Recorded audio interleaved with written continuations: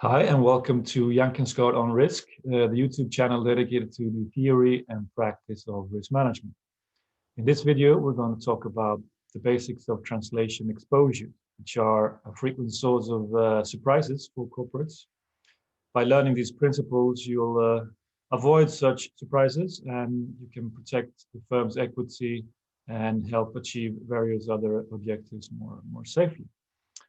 You'll find more information about translation exposures in my book, Corporate Foreign Exchange Risk Management, with co-authors Alviniusen and Oxelheim. There's also more information on my webpage, riskbudgeting.se, and as they say here on YouTube, please like and subscribe. All right, so first, a definition of translation risk. It's basically variation in corporate performance caused by the translation of assets and liabilities denominated in foreign currency. So these translations that take place of foreign subsidiaries basically can move around the numbers quite a bit.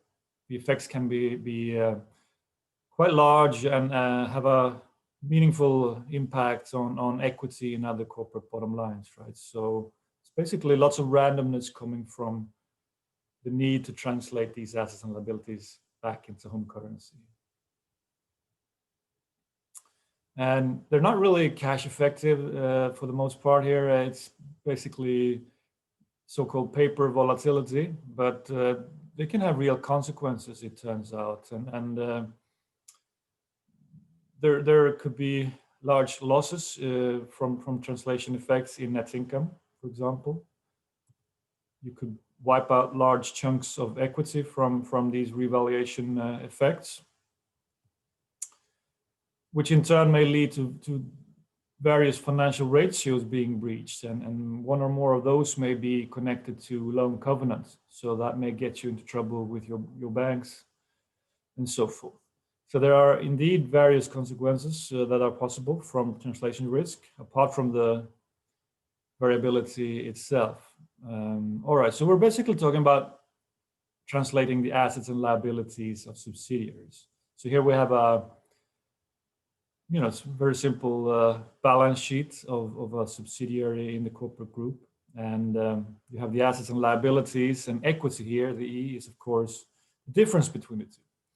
And it's an important point here that we're actually translating assets and liabilities, and equity adjusts to that in various ways. It is sometimes presented as if we're translating equity. People talk about it in that way, but technically speaking, we're translating assets and liabilities, and then we're trying to find ways for equity to accommodate to that. So that's the right way to look at this. Going back to the principle that equity is a residual it's a residual claim on the firm's assets. So we have to make good on liabilities before equity can get anything else. So it's sort of a plug in the balance sheet in that sense. All right, so let's say that this is a US subsidiary now. So it's going to have assets primarily in dollars and report its liabilities in dollars, and equity will be reported that way as well. When you look at the financial reports of the parent company. And we're going to ask the following question then. Will equity in the parent, which we assume is euro-based in this case, be exposed to changes in the US dollar-euro exchange rate from having to translate this subsidiary back to euro? The answer to that question is yes. And the degree to which it is exposed will depend on the so-called net asset liability position in dollars in this case. That's the exchange rate we're looking at here. So you would search for any assets denominated in US dollars and subtract from that any liabilities denominated in dollars. That will give you the net asset liability position in that currency. Now, and then we would do this for any assets to which we have an exposure, right? So we have to repeat these for these other currencies that we in which we have assets and liabilities in foreign currency. So if we assume some numbers here, it's a very straightforward calculation. We're starting with 100 in assets and 60 in liabilities, leaving, which is a bank loan, let's say, denominated in dollars. So that gives us a net asset liability position of 40, right? We subtract 60 from the 100 in dollar denominated assets. So that's simple enough. Here's an important point though, that if you had taken up this loan in a different currency than the US dollar, it would not have entered this calculation as it did here. It wouldn't affect the net asset liability position in US dollars at all if it had been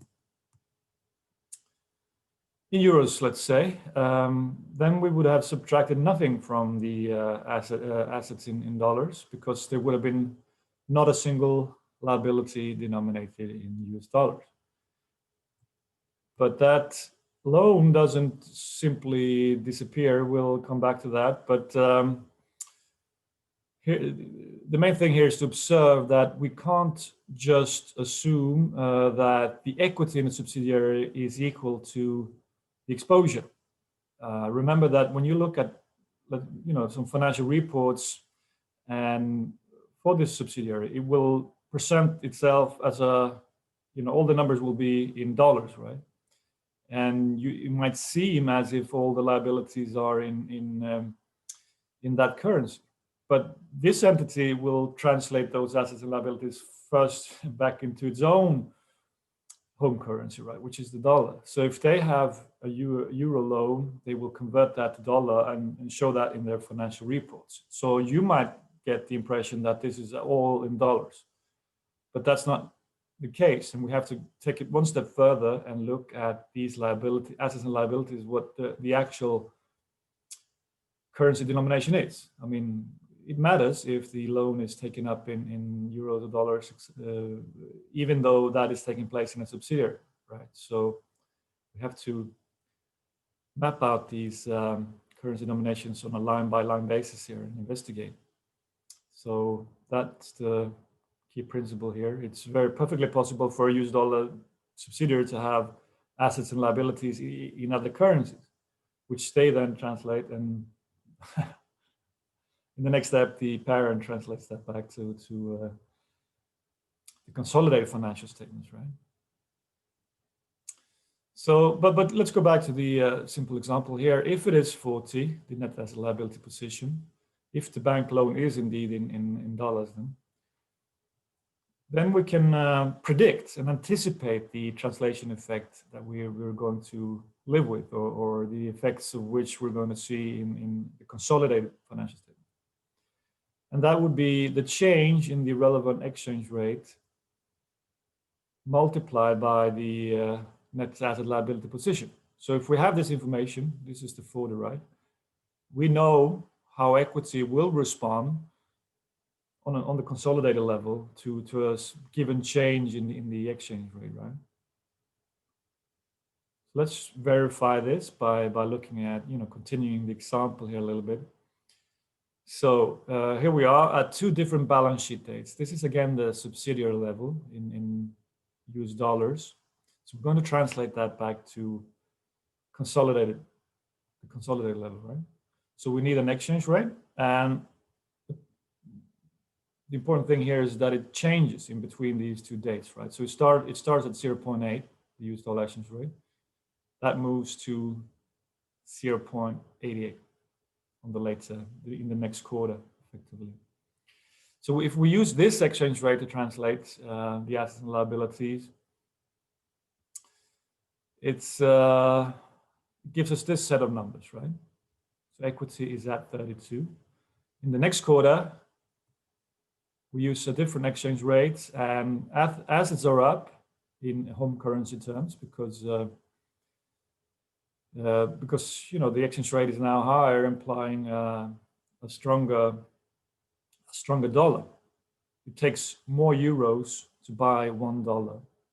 So this is a stronger dollar, which is beneficial if you have assets in that currency. So assets are up, Liabilities are up as well, because that's in dollars too, but because of the net asset liability position being positive here, there's a beneficial effect on equity as well, because the difference has grown.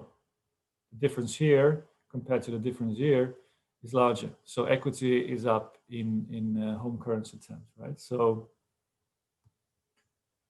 that's the indicates then the extent to which equity in the consolidated financial statements will respond to translation of foreign subsidiaries. So in euro terms, home currency terms, equity is boosted by the stronger dollar. 35 minus 32, then the equity in between these two points in time is 3, which corresponds then to the net asset liability position of 40 multiplied by the change. So we don't have to be surprised. This should come or be viewed as perfectly in line with expectations, and we're not surprised at all. So as long as you're aware of these principles and you compute the net asset liability position, you can know what equity will look like at the end of the quarter if the currency moves in a different way. Obviously, equity will be impacted by lots of other things, but we can isolate the translation effects on equity by having the knowledge of these principles. And what we have to do in practical terms is to map out the subsidiaries and what kind of assets and liabilities they have. And for each currency to which we have an exposure, that can be the dollar and the British pound and a whole range of other currencies. As long as we have some exposure, some assets and liabilities in that, we can compute the net asset liability position. And we should, because that helps us predict these changes in equity. All right, so translation risk is variability in corporate performance. It arises primarily because of you have the need to translate subsidiaries back to home currency. You can also get translation effects, obviously, from the parent company holding assets and liabilities in foreign currency. We'll have a look at that in another video. So we can predict and avoid surprises if we know the net asset liability, which is simply the difference between assets and liabilities in each currency to which we are exposed. Remembering that the equity that we see in the financial reports is not the same thing as net asset liability position. We have to map out and look at what's the actual currency denomination of each asset and liability. And if we have the net asset liability position, we can predict the translation effect in the consolidated financial statements by multiplying with the exchange rate in question. So there are no surprises, and that's always our goal. All right, so find more information in my books, Corporate Foreign Exchange Risk Management and Empowered Enterprise Risk Management. Also check my website, riskbudgeting.se. As they say, like and subscribe, and thanks for listening. Have a good day.